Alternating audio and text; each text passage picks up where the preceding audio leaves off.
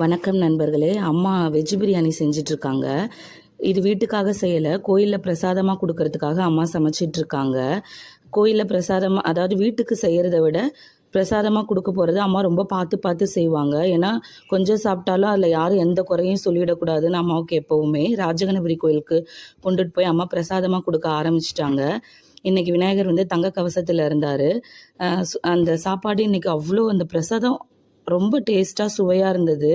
அம்மா அவங்க கையாலேயே செஞ்சு மற்றவங்களுக்கு கொடுக்கறதுல அம்மாவுக்கு ரொம்ப சந்தோஷம்.